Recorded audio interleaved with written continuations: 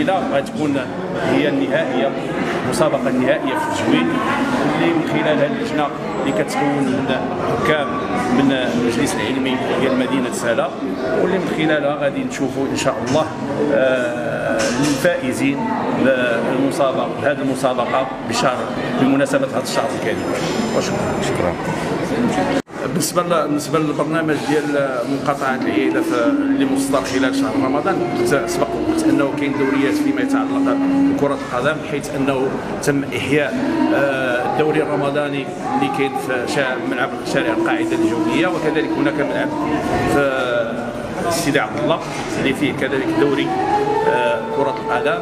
وما نسيناش الفئات الصغرى، لانه كاين واحد 12 جمعيه اللي ساهمت، ثلاثه الفئات اللي هي صغيره، كذلك دوري في كره القدم في ملعب الفرق اللي كاين في شارع النصر وفي جزيره سيدي عبد الله. اليوم كاين هذه المسابقه ديال التجويد، وبدا ان شاء الله الجانب الاجتماعي هو انه كاين واحد الافطار جماعي اللي مساهمه كذلك مع الجمعيه ديال المجتمع المدني ديال مقاطعه العيله اللي خاصه بالفئه ديال الاطفال اليتامى اللي غتكون ان شاء الله، وغتكون كذلك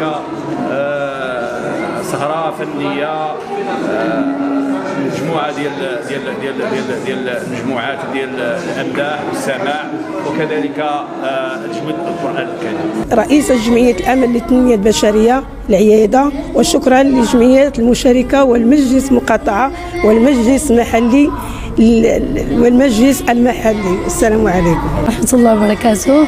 نشكر الناس القائمين على هذه المسابقه كانت زوينه بزاف، وكنشكر الاستاذه مريم اللي نظمت هذه المسابقه، الله يجازيها بخير، وشكرا. بسم الله الرحمن الرحيم.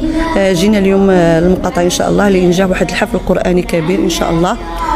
دزنا مجموعه من الخطوات بمشاركه مجموعه ديال الجمعيات مع رئيس الجماعه احمد السفياني والمندوبين ديالو. كان حفل ناجح ان شاء الله، ونتمنوا نكملوا بخير وعلى خير ان شاء الله. دزنا مجموعه من الخطوات، اولا دزنا بالخطوات ديال الاقصائيات، ودابا الان الحمد لله ومرينا النهائيات ان شاء الله. كانوا مجموعه من المتوجين بالنسبه للفئه الاولى والفئه الثانيه والفئه الثالثه، وكنتمنوا توفيق الجميع المشاركين ان شاء الله. باسمي وباسم التنسيقيه الجمعيات العياده ومقاطعه العياده كنشكرهم بزاف على هذه المساعدات اللي عطاونا باش نظمنا هذا الحفل البهيج في هذا رمضان الكريم، وتتويج هاد المتبارين اللي حاولوا انهم يعطوا كل ما عندهم في سبيل كتاب الله. والحمد لله كان حفل رائع، وغادي يكونوا ان شاء الله برامج اخرى ان شاء الله. وكنشكروا رئيس جمع مقاطعه العياده والسي مصطفى المرشو وجميع الجمعيات المشاركه والمنسقه معنا واللي سهرات على هذه المسابقه ككل. اليوم تنحتفلوا يعني بالتتويج ديال العمل ديالنا، الانشطه ديالنا الرمضاني اللي كان طيله شهر رمضان في جميع المجالات الرياضيه والثقافيه، وكذلك المسابقه ديال تجويد القران الكريم اللي كانت اقصائيات مباشره. اليوم كانت الاقصائيات النهائيه. هذا المساء عندنا اقصائيه ديال تجويد القران الكريم. الفئه الاولى اللي عندها ديال حفظ 30 حزب و60 حزب بعد صلاه التراويح، فئه ديال التجويد اللي غتخلى واحد فرقه المديح والسماع. غدا ان شاء الله يعني كاين هناك تنسيق مع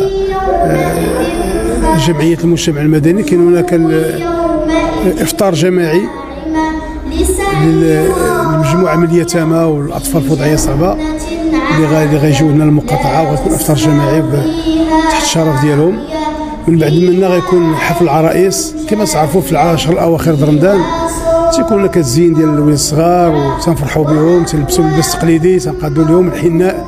هذاك الشيء غيكون ان شاء الله بالتقاليد المغربيه العريقه اللي معروفه، الطيفور، العماريه، البرزه.